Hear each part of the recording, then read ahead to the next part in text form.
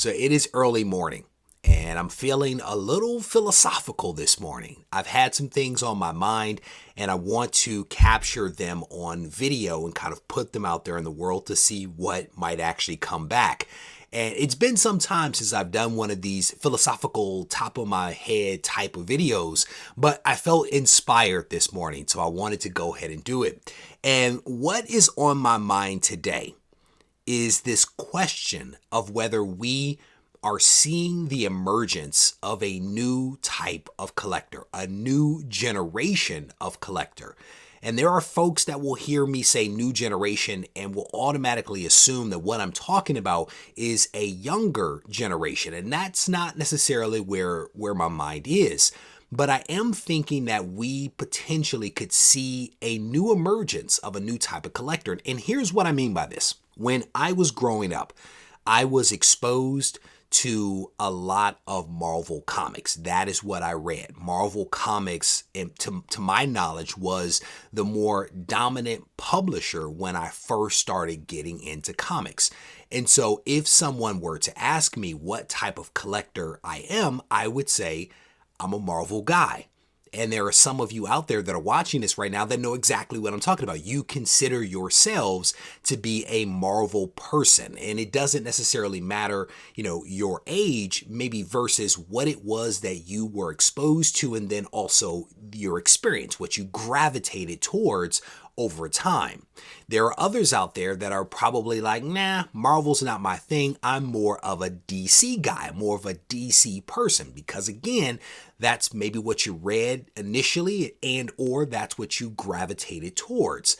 But I want to challenge some of that. I want to challenge the notion that there is just this bifurcation between Marvel and DC. This entire thing, this entire thought process was sparked by a conversation that I was having with an airman at HeroesCon. I was having a great conversation with him and he said something to me that in the moment didn't really stick with me. It didn't really resonate then, but it germinated over time and resulted in what I'm doing right now. And what he uttered to me was that he was newly back to comics and was primarily reading independents. And so the question that kind of swirled around in my mind is, are we on the verge of seeing a new generation of collectors emerge? A generation that is focused on indie comics, a generation that will consider themselves to be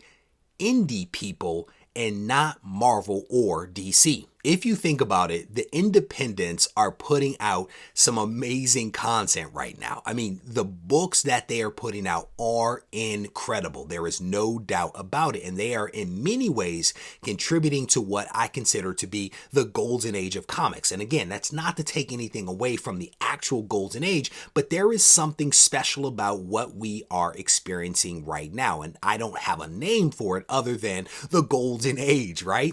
But if you think about it, the indies are putting out some amazing content. There is no doubt about that. And truthfully told, there are a lot of Marvel and DC people out there that have a ton of indie books on their pull list, which is a testament to how good the work is that these independents are actually doing. Let's take a step back and look at some of these publishers and what it is that they're actually releasing.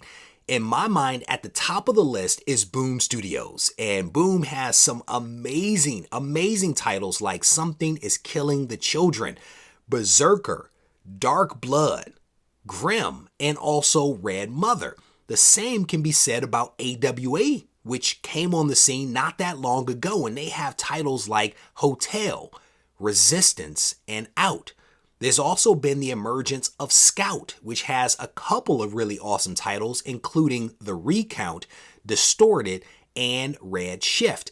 And none of this takes into account the books that are coming out from Image. Image is killing it. And I didn't mention Image's books specifically because I don't consider them to be an independent. They don't consider themselves to be an independent either. So I'm not going to put them in that category. But Image is also putting out some fantastic books.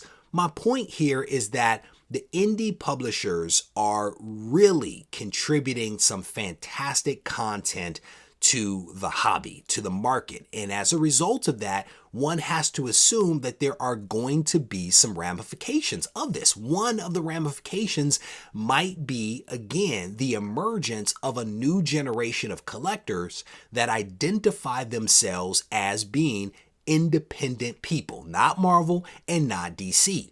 And if this does indeed happen, the question becomes, what are the ramifications of this? What are the downstream effects of this type of generational shift that could occur? And truthfully, maybe there isn't one. Maybe there isn't going to be one. Maybe Marvel and DC and Image will continue to be dominant players and there will be no ramifications, even though these indies are putting out some really great titles. Or there could be some, right? And the question becomes, in your mind, if you were to wrap your mind around this, what type of changes do you think could potentially emerge? And that's not to say that they all have to be bad. There could be some good benefits as well. And so to that point, how will this impact Marvel and DC? How might this emergence of a new generation of collectors impact retailers?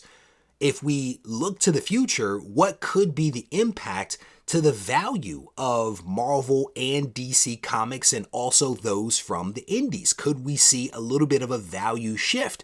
And is there some type of impact to the hobby itself?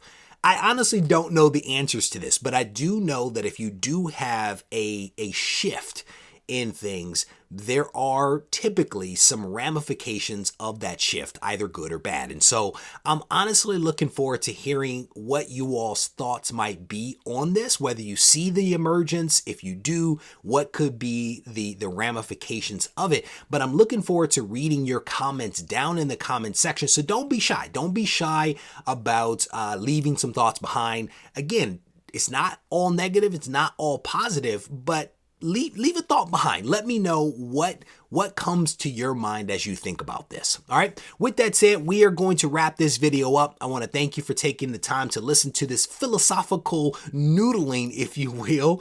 And as always, if you need to reach out to me, feel free to do so on Instagram at Regie Collects. Take care.